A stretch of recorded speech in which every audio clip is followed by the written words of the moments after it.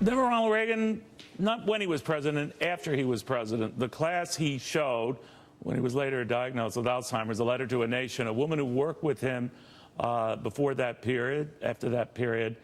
Peggy Grande gives us a look into the final years of the former president's life in her new book, The President Will See You Now. It's a beautiful story, Peggy, and I was harking back to a time when he just seemed like such a genuinely nice man. I know sometimes history can gloss over that and we create heroic impressions of people, but his, even when I look at him with your kids and the time he took and the interest he took long before the diagnosis, of course, he genuinely seemed like just a classy guy. Whatever your policies, he was a genuinely classy guy.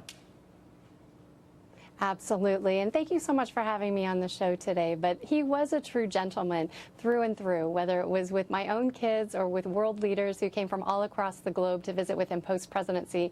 He was a true gentleman. The way he treated me, the way he treated others, it didn't matter what your title was. If you were the head of state or somebody who was just an ordinary, everyday, patriotic citizen, he treated everybody with equal respect, and I always admired that. I know you joined him after he had left office, and it was some years, I believe, in 1994 that he would be diagnosed with Alzheimer's in that touching letter to the nation. But in those years beforehand, did you ever see any sign of what he was going to formally tell the world?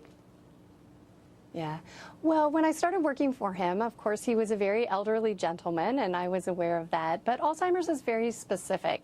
And so there's certainly, I write about in my book, some signs that I started noticing. And we really only have the luxury of even knowing what those signs and symptoms are now, because two very public people decided to take something very private and share it with the world. They could have easily retreated to the ranch, but that's not the Reagans that we knew and loved. And it was important to them to bring awareness to it and bring funding and research to it so that other families may not have to suffer the same illness that he did. You know, well, one thing I discovered, and you've confirmed what I've heard from others, even during his years as California governor and when his first run for president, and then, of course, a successful one in 1980, politics is a nasty game, but other people were nasty with this administration. It was not left to him to be. And he didn't like that. He didn't like firing people. I'm told that that really bothered him. So others would do that. And that fostered this aloof reputation that he developed. Did you see any of that, that he, in order to avoid controversy, he didn't want to hear about it?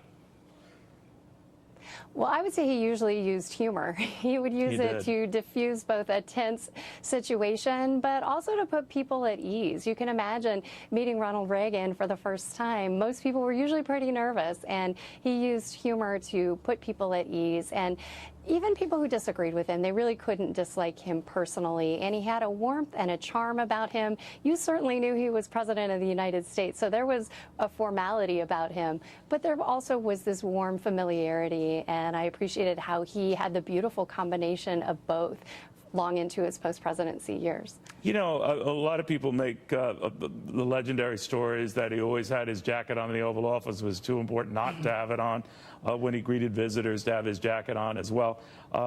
But that in winning on the Hill, that he never wanted to rub it in anyone's face and always make them feel like they had gotten something out of it too. And he maintained these relationships with those on Capitol Hill after he left office. Tell us a little bit about that. He did, and it was remarkable during the post-presidency years to see world leaders from all across the globe come to visit him in Los Angeles. And they didn't have to for protocol or diplomatic reasons. They came because they wanted to. They had a relationship with him that they wanted to see continued. And their relationship was not based on rhetoric. It was very personal. It wasn't political. And how wonderful to see everybody from Gorbachev to Margaret Thatcher to Helmut Kohl and Brian Mulroney and Prime Minister Nakasone, people from all over the world, even Mother Teresa, came to the office post-presidency because they liked him. And you wonder how much could be accomplished today if we look at the personal side and the relationship side of politics. Yeah, it's more important than we think or acknowledge. It is. The President Will See You Now, Peggy Grande, the author there. It does make you see the president in a whole new light long after he left office. We'll have more after this.